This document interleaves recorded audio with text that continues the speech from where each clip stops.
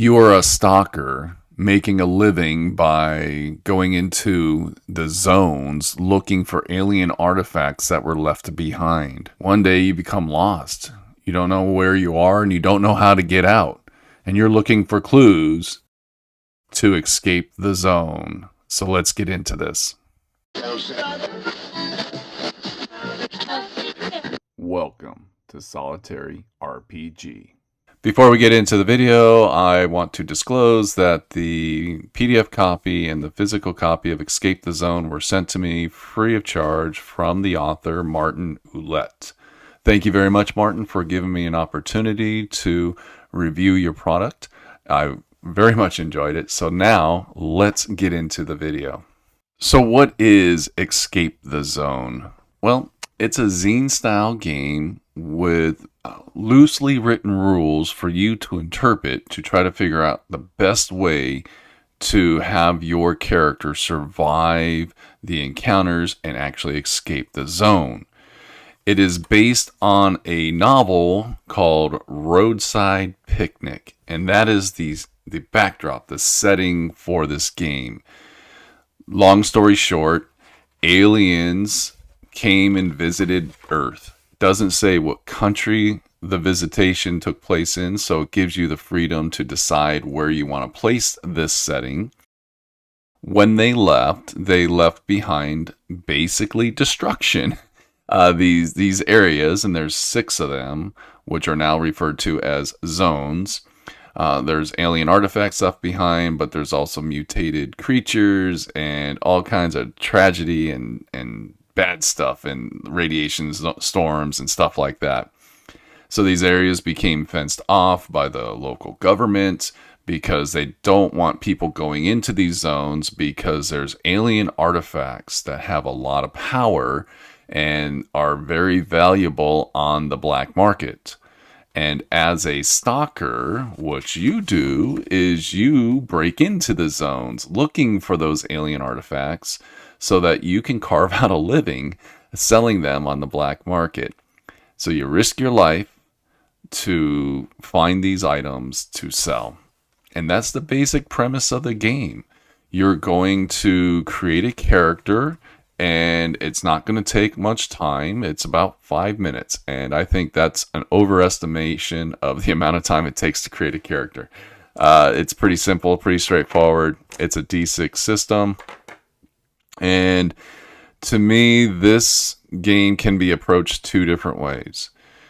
You can approach this game as a role-playing game and add a lot of content to it, add some background, create the world, create everything you want. You can get a lot deeper into the abominations that you're going to face, and you can have a lot of fun with it.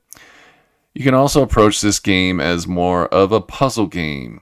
The reason I was attracted to this game is it had the feel of the old fighting fantasy choose your own adventure games. You're going to go into the zone. You're going to either roll a dice to pick what your encounter is, or you're just going to pick it yourself.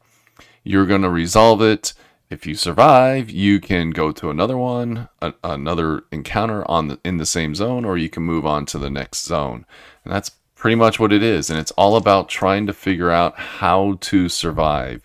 I was introduced to this game by watching the Lone Adventures YouTube channel. He did 2 videos on it, did an actual playthrough. Because it has that fighting fantasy vibe with, reading passages and stuff, I'm not going to do a playthrough. I'm going to put a link to the Lone Adventures playthroughs so that you can check it out. I feel doing another playthrough could start revealing too much information about the game, and then you will not have the discovery for yourself. Part of this is discovering everything yourself. I'm also going to put links to the actual product in the description below as well. So if this is something that you find interesting, you can pick up a copy of it. So how do you play Escape the Zone? I will say up front, the rules are written very loosely. because you need to interpret some of these rules and decide for yourself how to implement those rules in the game so that your character can survive. This is a hard game. This is not a simple game that will let you just roll right on through and survive. This is one of those games where you really need to think about what you're going to do so that you can survive. And if you don't survive, then you need to change things and try different things so that you can try to figure out how to survive. It's just a lot of fun. This is one of those afternoon games where you're just kind of wanting to roll some dice and have a good time and play a little bit of a game and try to figure out how to survive it. So, basic skill checks. You're going to roll 2d6. You're looking for 8 or better to succeed, adding your modifiers from your attributes, which are muscle, nerves, and brains. Pretty straightforward, and these aren't going to be high attributes. You're going to get +1, +2 maybe, but that's it. They're pretty low attributes.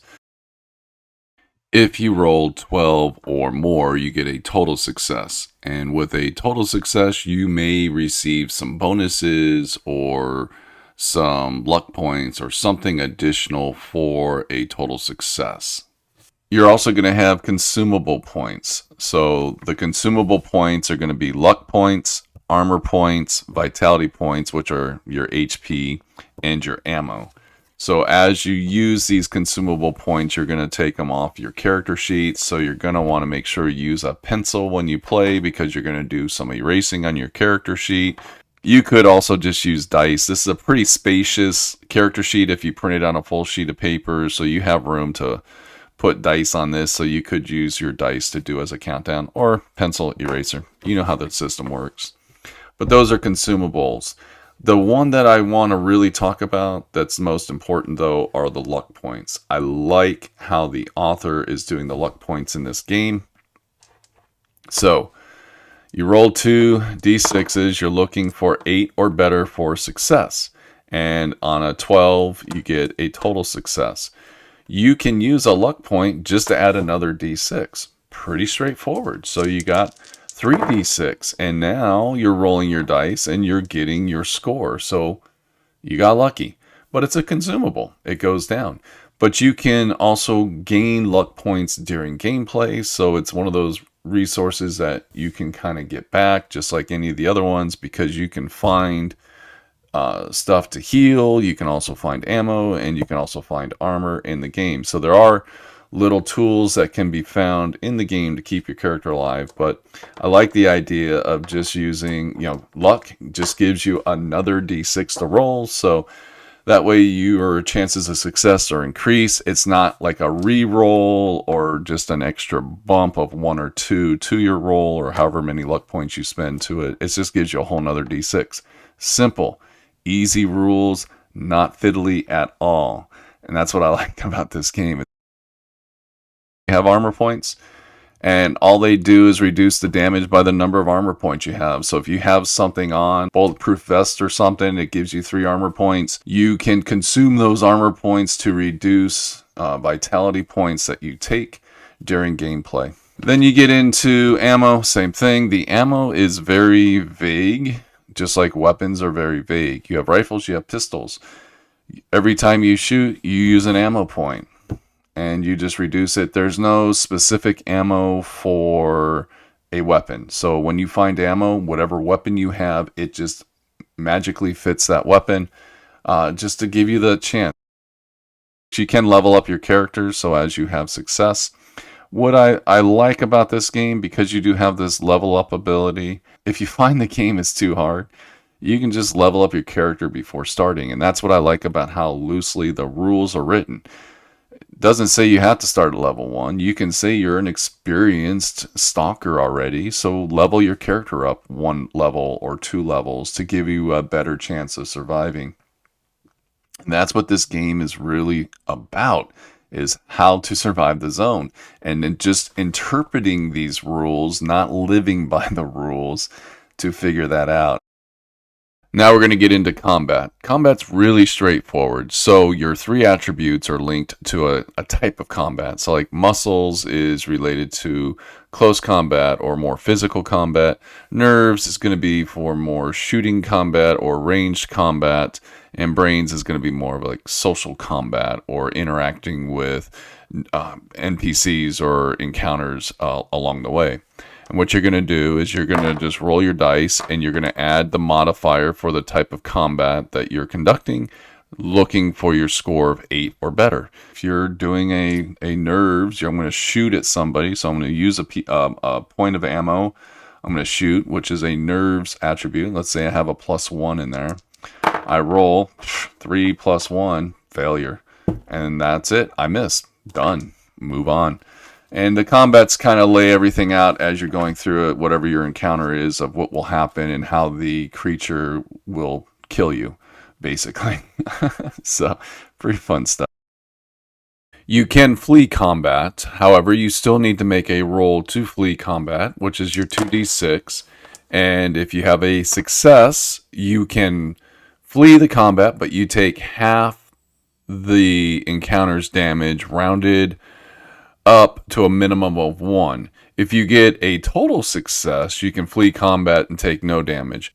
If you fail to flee combat, then you take full damage and you have to try again on your next turn to flee the combat. And there are some combats you're going to want to flee because some of these encounters are pretty strong. And you might not survive unless you have the right combination of equipment to handle the encounter at that time. So that is how you flee combat. Advantage and disadvantage. This is pretty straightforward. So you're rolling 2d6, and if you have to roll something with advantage, you roll 3d6 and you take the best 2. So that would be a 9. So that would be a success. If you're rolling with disadvantage, same thing. Take 3. Take the 2 low. That's a 2. That's a complete failure. That's how it works. But when I talk about how the rules are written loosely, it's like when you're rolling advantage, do you want to spend a luck point to increase that? And would you include the luck point in with the advantage disadvantage roll? Believe it or not, you can make that decision in this rule system. It's not clearly written that you have to roll your luck point as part of advantage or disadvantage. So you can manipulate the rule a little bit to give you that edge. And that may sound like cheating, but once you've played this a few times, you start going, okay, I need to figure out how to survive some of this stuff. And sometimes when you're rolling disadvantage, your chances are you're just going to fail because that's a hard thing to do. 3d6s and you're taking the lowest 2. I just passed there, but it can be hard to do. And if you choose to use luck points, you just need to decide how that's going to work. Because if you read the rules for luck points, luck points are a pool of consumable points that can be traded before any dice roll to add an extra d6 to your total. 1 luck point equals 1d6. Once you spend the luck point, you deduce it from your character sheet. There are some ways to gain more luck points in games. The game text will tell you when that happens. So when I read that, it doesn't say anything about advantage or disadvantage. It just says you add an extra d6 to your total. So when you're rolling at disadvantage, you roll your 3d6, you get your low score, but then I'm going to spend a luck point, and I get an extra one. Is the luck point still at disadvantage or not? The rules don't say, and that's where you get to interpret those and make that decision on your own. I like how that works. It's, again, this is a puzzle game. You really got to figure out how it goes. The replayability.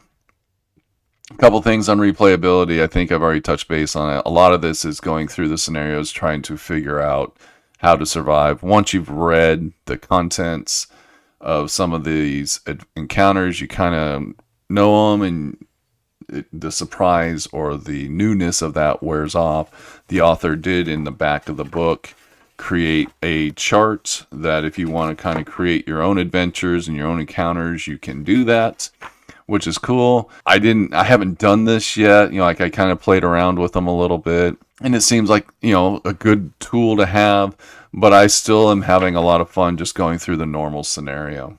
It's just trying to figure out, that you got 4 different archetypes, which we'll talk about when we talk about character creation, and using those different archetypes, running 1 character, running 2 characters, rerunning a character. One of the things I'm using to survive the zones is I'll run through a character, getting some new tools and equipment. Character dies, just reset my vitality points, reset my luck points, and try again with all the equipment and things that I already found to try to survive.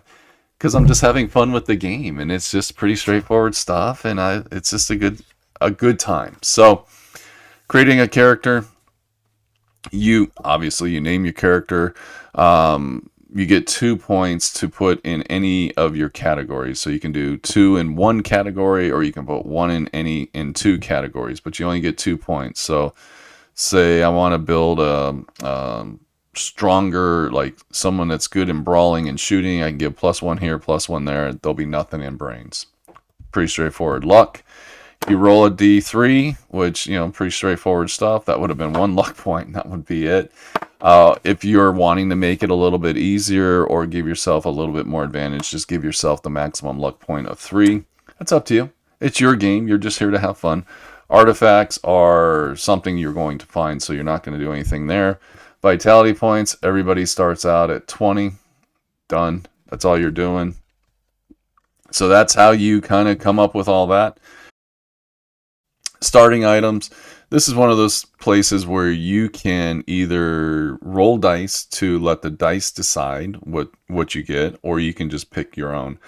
I would recommend the first couple times you play it, just let the dice decide. Get used to the rules, figure out how things work, and then maybe as you play it a few times, go, okay, I really want to start with this because I want to give myself, my character, that advantage to get through it. And then you choose your profession or where you specialize in. You can be a soldier, a tracker, a scientist, or a mythic. And these will give you special bonuses to your attributes and some starting equipment. And then it begins. You wake up in the zone, and everything from here is all of the different areas that you're going to go through, the different locations. There's 6 per. You can either roll on them or you can just pick them. And then you're going to get into the end, which is, all the things that happen. What you're trying to do going through the zones is you're lost. You don't know how to get out. So you got that panic, that stress factor going on. You're looking for clues, and you need to find 6 clues. Clues are not easy to find. So you may go through the 6 zones, get all the way through, and you don't have the clues. So here on page 7, which talks about how to play, it talks about you needing to find 6 clues, but down here it says for an easier challenge, set the bar at 5 so you can reduce it, or you can make it harder and set it at 8.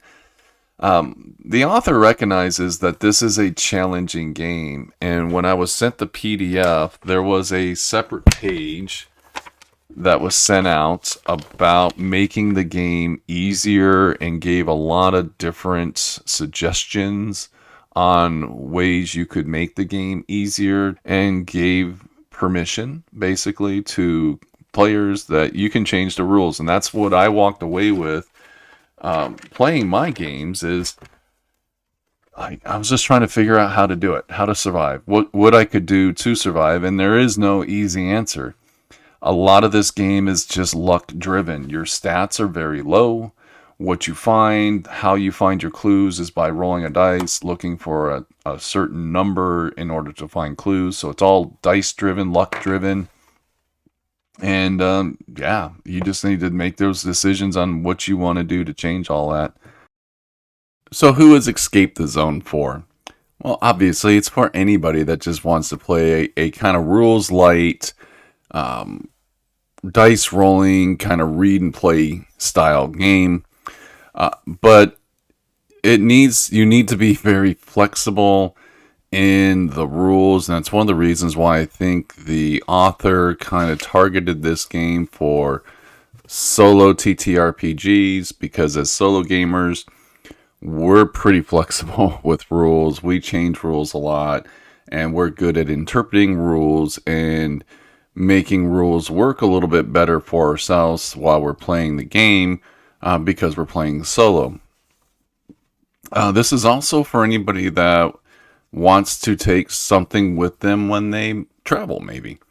It doesn't require a lot. It just need a couple D6s, your character sheet, a pencil with an eraser so you can keep track of things and you're good to go. So this is one of those games so you're waiting for your airplane and you just want to sit there and start rolling some dice and try to figure out how to survive through the zone. This is a great game to take with you.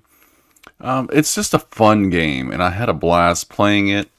I'm very thankful for Martin for reaching out to me and giving me an opportunity to review his game. I had a great time, and thank you very much for watching. Have a great day. Bye.